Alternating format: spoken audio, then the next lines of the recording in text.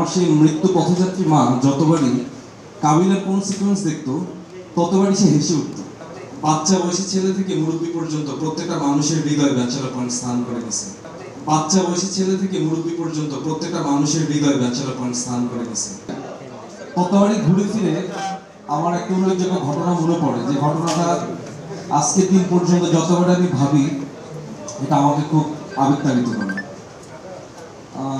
2020 সালের দিকে আমার তখন ফেসবুক আইডিটা হ্যাক হয়। কোনো একটা কারণে সৌদি আরবের একজন প্রবাসী, আমাদের মতো বয়সী একটা ছেলে, সে তখন আমার আইডিটা হ্যাক করে।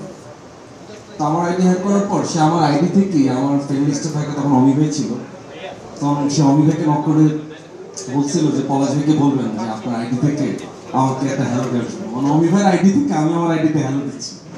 তো যাই হোক, ওই ছেলেটার সাথে তখন আমার কথা হয় অমিভাইয়ের মেসেঞ্জারের মাধ্যমে। তারপর তাকে আমি বলি যে ভাইয়া তুমি আমার ফেসবুক আইডিটা কেন হ্যাক করছো, কি কারণে? পরে বলছে ঠিক আছে ভাই, আমি আপনার আইডিটা দিয়ে দিচ্ছি, আপনার আইডি থেকে আপনার সাথে আমার কথা হবে। পরে আমি বললাম ঠিক আছে। তো 3-4 দিন পরে ওর আইডিটা আমার আইডিটা আমাকে ফেরত দেয়। এরপরে আমার আইডি থেকে ওর সাথে কথা হচ্ছিল। তো কথা প্রসঙ্গে সে আমাকে বলতেছিল যে ওর মা ক্যান্সার আক্রান্ত এবং একদম লাস্ট স্টেজে আছে। তোর মা হসপিটালের যে কেবিনটাতে ছিল সেখানটাতে সে বসে তখন ব্যাচেলর পয়েন্ট দেখত, এবং সে আমাকে বলল যে আমার সেই মৃত্যু পথযাত্রী মা যতবারই কাবিলার কোন সিকোয়েন্স দেখতো ততবারই সে হেসে উঠত। আমি বুঝতাম যে আমার মা খুব কষ্ট করে হাসতেছে, বাট যতক্ষণে আমি আমার মাকে হাসতে দেখতাম আমার কাছে খুব ভালো লাগতো। সো তখন থেকে আমার ইচ্ছা করতেছিল যে কাবিলার সাথে যদি কোনোভাবে আমার মাকে একটু দেখা করে দিতে পারতাম। তো সেই সুযোগটা তো আমার আর নাই। আমি অনেকভাবে চেষ্টা করছি, আপনাকে মেসেজ করছি, আপনার পেজে আমাকে টেক্সট করছি, বাট স্বাভাবিকভাবে যেটা হয় আমাদের আদার টেক্সটগুলো আসলে দেখা হয় না। সো আমি যখন ওকে রেসপন্স করি নাই, ও তখন যেটা করলো কিভাবে ফেসবুক আইডি হ্যাক করতে হয় সেটা সে শিখছে। শিখার পরে সে আমার আইডি হ্যাক করছে, হ্যাক করে সে আমার সাথে যোগাযোগ করার চেষ্টা করছে।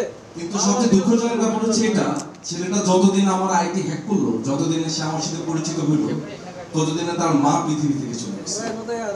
সো সে বললো যে ভাই এটা আমার সারা জীবন একটা অসম্পূর্ণ একটা অনুভূতি, যে আমার মায়ের সাথে আপনাকে কথা বলে দিতে পারলাম না, আমার মায়ের সাথে আপনাকে দেখা করে দিতে পারলাম না।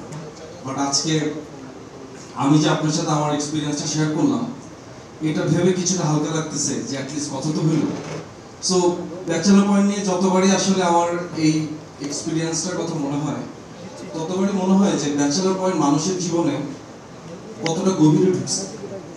রাস্তাঘাট আমরা যখন বের হই, মুরব্বী বয়সী মানুষেরাও যখন মাথা হাত দিয়ে বলে এদিকে কাবিলায় না, মনে করে যে তার পাশে থাকা কোনো একটা ছেলে, এরকম একটা চরিত্র, তখন খুব ভালো লাগে। কিংবা রাস্তাঘাটে যখন বাচ্চা ছেলেমেয়েরা যখন যায়, আমরা যখন শুটিং করি, পাশা বেড়ে দেখে বলতেছে এরকম করতেছে, তখনও খুব আনন্দিত হই যে একটা বাচ্চা বয়সী ছেলে থেকে মুরব্বী পর্যন্ত প্রত্যেকটা মানুষের হৃদয়ে ব্যাচেলর পয়েন্ট স্থান করে গেছে। ব্যাচেলর পয়েন্ট আজকে জিয়াউল পলাশকে এই জায়গায় নিয়ে আসছে। ব্যাচেলর পয়েন্ট জিয়াউল পলাশকে একটা অন্যরকম পরিচয় দিচ্ছে, সেটা হচ্ছে কাবিলা। সো আমি ব্যাচেলর পয়েন্টের প্রতি কৃতজ্ঞ। ব্যাচেলর পয়েন্টে আমার যতজন আর্টিস্ট আছে, আমার যত সহকর্মীরা আছে, প্রত্যেকটা মানুষের প্রতি আমি কৃতজ্ঞ।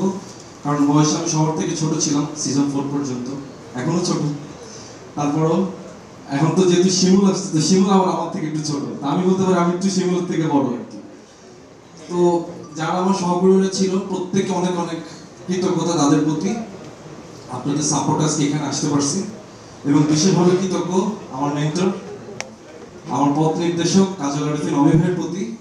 অমি ভাই গাইডলাইন না থাকলে আজকে এই তারিখে, এই দিনে, এই ক্ষণে এখানে এসে আর আপনাদের মতো গুণী মানুষের সঙ্গে কথা বলা হইতে পারে। সো অনেক অনেক ধন্যবাদ অমি ভাই, এবং সেই সাথে ধন্যবাদ ব্যাচেলর পয়েন্টের প্রত্যেককে এবং আমাদের দর্শকদেরকে। ধন্যবাদ সবাইকে। আসসালামু আলাইকুম।